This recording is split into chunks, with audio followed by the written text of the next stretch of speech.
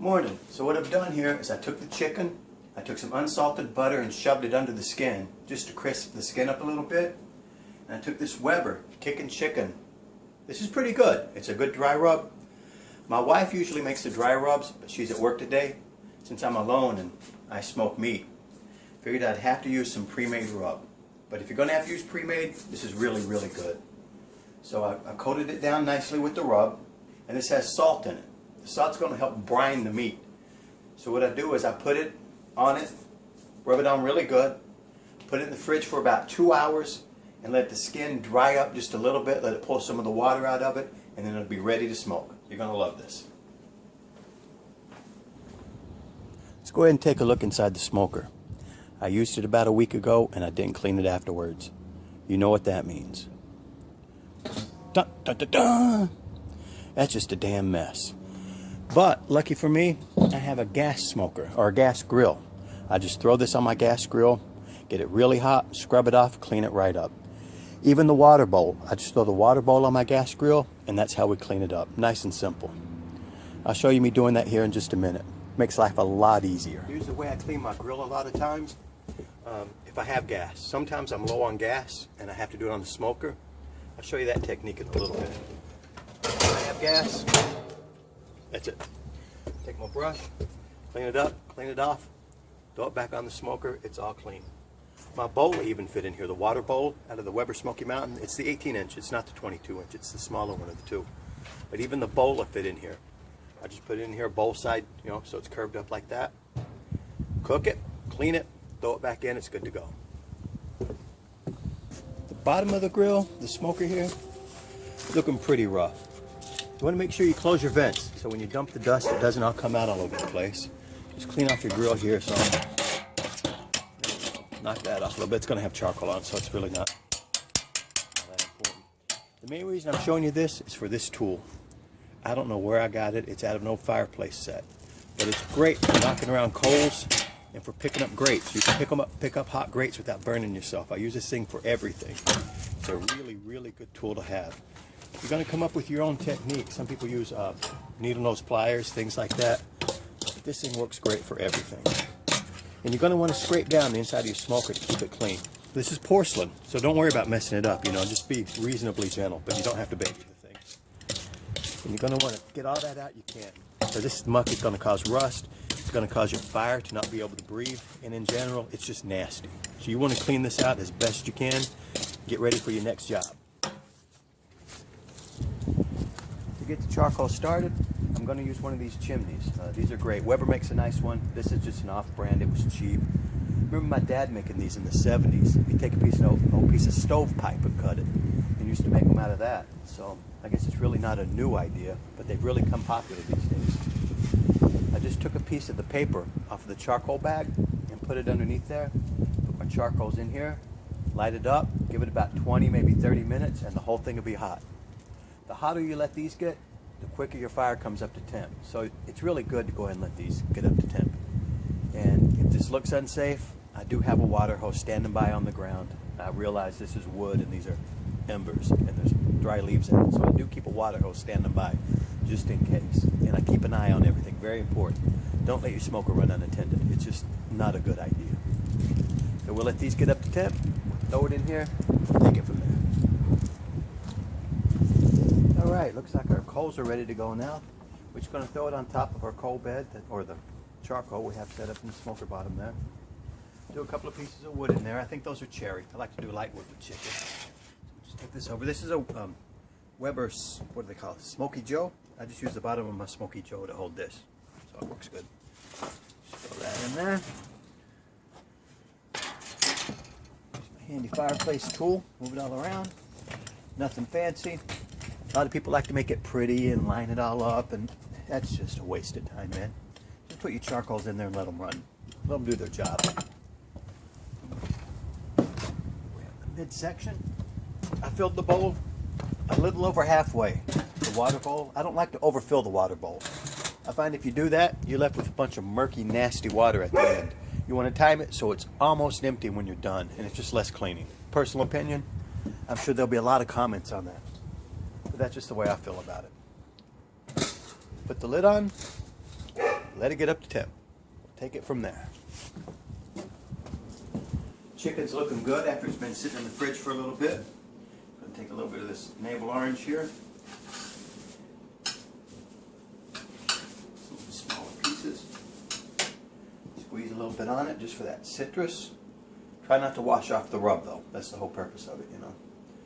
Gotta keep that rub on there. So you put it on gingerly. Nice. Shove that in there. That'll help steam up the bird.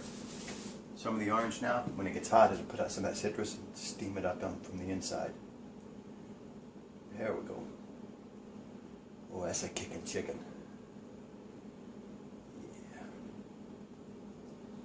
There we go. Shove that in there. I've seen people say that you should leave the bird sitting out for 20 or 30 minutes before you place it on the smoker.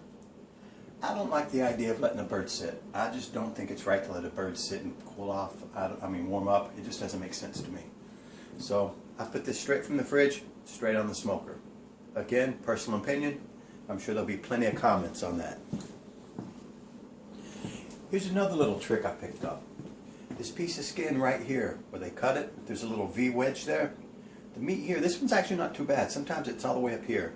And this little section of meat gets a little dried out.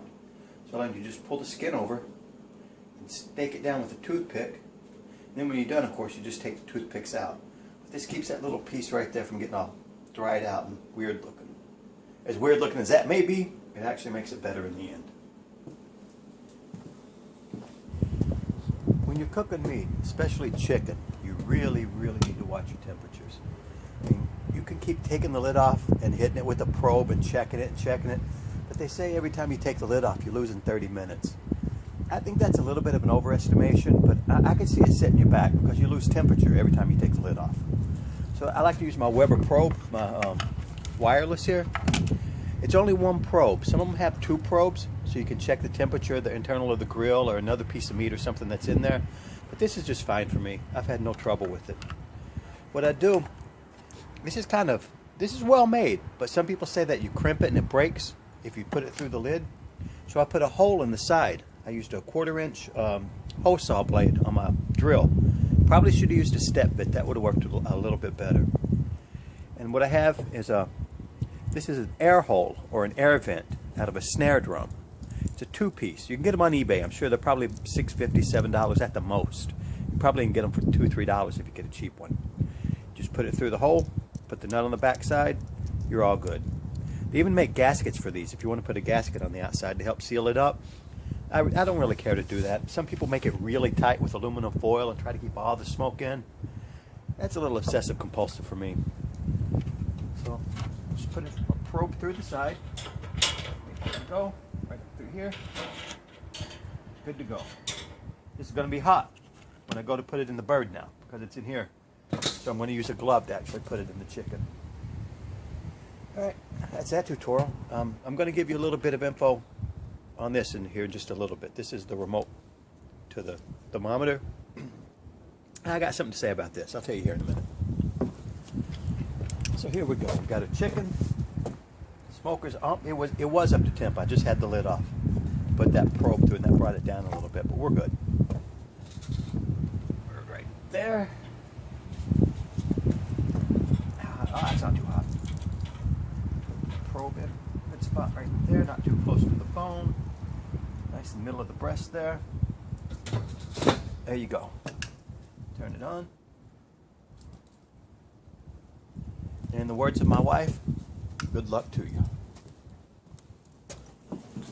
Hey, with the help of my dog Jaxie here, we'll tell you about the receiver unit on this. We have the transmitter to the thermometer plugged into the chicken out there, and this is the receiver unit. This is the Weber style. I like it. It's good. It's accurate. Range is good. Batteries last forever. No trouble except there's no user settings. Chicken, set to 180. That's it. Turkey, set to 180. Veal, chicken, everything is all preset. There's no user settings. You can't change these temperatures. So if you're cooking a pulled pork or something, you want to put up to 190. There's no way to set this to alert you when it hits 190. But you can set it to chicken, which is 180. The alarm's going to go off at 180, but You can watch the actual temperature side over here. And when that hits 190, you'll know that your meat is done. But there's no custom settings. It just is what it is. It's good, but could be better.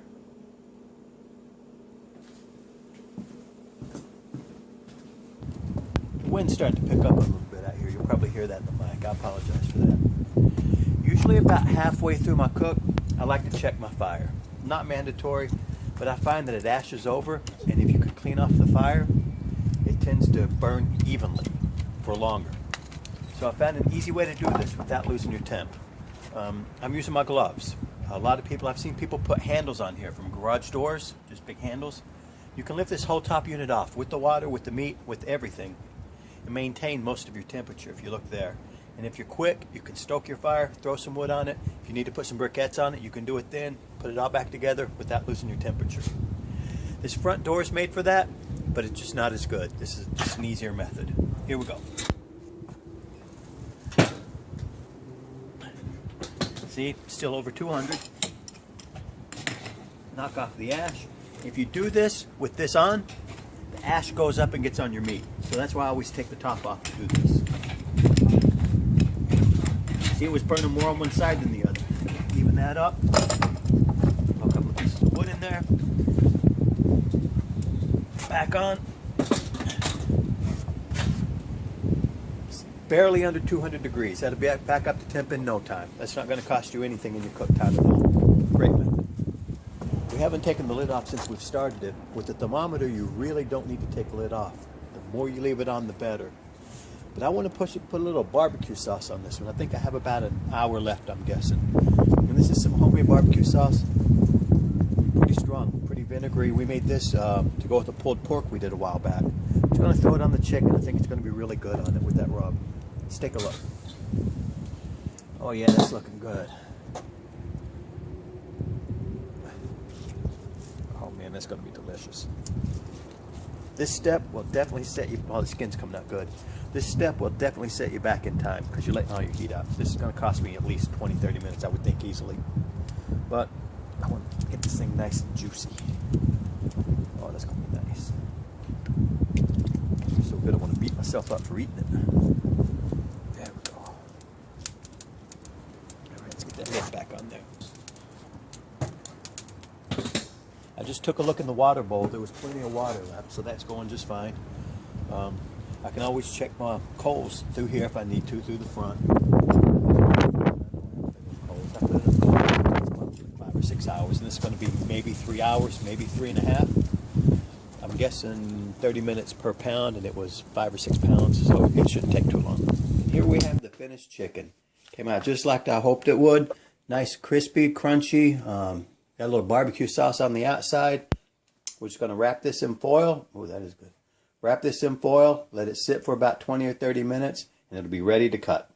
Good eating. All right, so we let it rest now for about 20-30 minutes. Cook time was just a little over 4 hours. Let's take a look, see what we've got here. Oh, that's moist. Oh, that's just falling apart there. That looks good. Take a look at that breast meat.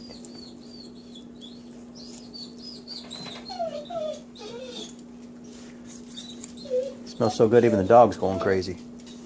Oh, that's gorgeous.